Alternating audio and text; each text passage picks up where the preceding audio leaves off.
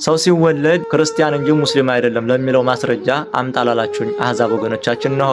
ማስረጃው ክርስቲያኖች ሸር እያደረጋችሁ ለሁሉም ሰው አድርሱ። የቅዱስ ጳውሎስ መልእክት ወደ ኤፌሶን ሰዎች ምዕራፍ 2 ቁጥር 10 ላይ እንዲህ ተብሎ ተጽፏል። መልካሙን ስራ ለማድረግ በኢየሱስ ክርስቶስ ተፈጠርን። መልካሙን ስራ ለማድረግ በክርስቶስ ኢየሱስ ተፈጠርን ይላል። መልካም ስራ እንድናደርግ በማን ተፈጠርን? በክርስቶስ። ስለዚህ ሰው ሲወለድም ሲፈጠርም ሁሉም ፍጥረት ምንድነው? ክርስቲያን ነው። ያንን ነው። ስለዚህ ሲጀመር እስልምና ከክርስትና ጋር ጥያቄ ሆኖ መቅረብ አይችልም። እንዴት ሆኖ የመጣው ከ7ኛው መቶ ክፍለ ዘመን ወደዚህ ነው የመጣው? እንዴት ሆኖ ጥያቄ ውስጥ ይገባል? አይገባም እኮ ሲጀመር እሱ። ስለዚህ ሰው ሲወለድ ሙስሊም ነው ከየት አንታችሁት ነው? ይሄን እኮ ሰይጣን ራሱ አይለውም ማለት ነው።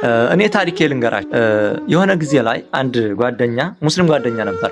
ከዛ እናንተ እኮ ስትሞቱ ወደ ሲኦል ነው የምትሄዱታል። እንዴት ሆኖ? ማን አየ? አይ የምታመልኩት ሰው ነው። ማን? ኢየሱስ ክርስቶስ። ይሄንን ሲለኝ ጥያቄ ያደረብኝና መጽሐፍ ቅዱስና ነበር። እንግዲህ ሃይማኖት ማለት ልብ ብላችሁ አይደል? ሃይማኖት ማለት እግዚአብሔር ተገልጦ ለሰዎች ያስተማረው ትምህርት ነው። ለዛም ነው መጽሐፍ ቅዱስ የእግዚአብሔር ቃል ወደ ኢሳይያስ እንዲህ ሲል መጣ፣ የእግዚአብሔር ቃል ወደ ሙሴ እንዲህ ሲል መጣ እየተባለ የተጻፈው እግዚአብሔር ለሰዎች ተናግሮ ያጻፈው ትክክለኛ እምነት ሃይማኖት ማለት እሱ መሆኑ እንዲታወቅ ነው ማለት። ለዛም ነው ኢየሱስ ክርስቶስ የሰውን ስጋ ለብሶ መጥቶ የተሰቀለው ለኛ ለሰው ልጆች ማለት። ከዛ አንድ ቀን እስልምና ሊያስተምረኝ ስለነሱ ሃይማኖት ሊያስተምረኝ ቃል ገባና መማር ጀመረ። ሲያስተምረኝ ጥያቄ ፈጠረ። ያላህ ቃል እያለ ነው የሚያስተምረኝ። እንዴ ቆይ ጥያቄ ፈጠረብኝና ያላህ ቃል መሆኑ በምንድነው ማረጋገጫው? የኛ ማረጋገጫው ነቢያት ሐዋርያት አሉ። በመጨረሻም ኢየሱስ ክርስቶስ ከመቤታችን ከቅድስት ድንግል ማርያም ተወልዶ ሰው ሆኖ አይተነዋል፣ አስተምሮናል፣ ለኛ ሲል ሙቷል። ክብር ይግባው ለዘላለም። ይሄና ያላህ ቃል መሆኑ በምንድነው ማረጋገጫችሁ ስለው ያላህ ቃል ነው። ማን ዝም ብለው እንዴት ሆኖ አጋንንትስ ቢሆኑ የጣሉት? ቃሉን የጻፈው ማን ነው? አላህ። ተቀባዩ ማን ነው? መሐመድ። እንዴት ብሎ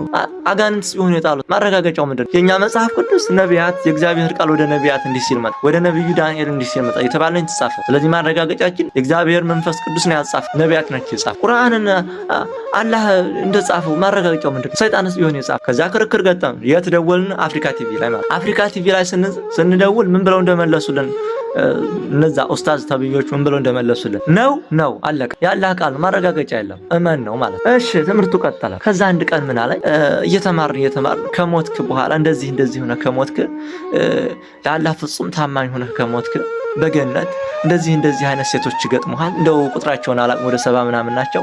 ቆነጃጅት ናቸው።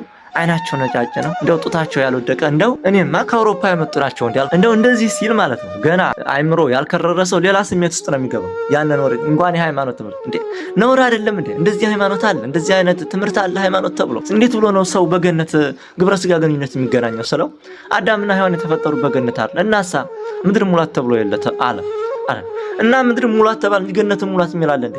በገነት ውስጥ እንዴት ኦሪት ዘፍጥረት ምዕራፍ 4 ስናነብ ምንድነው የሚለው? አዳምም ሔዋንን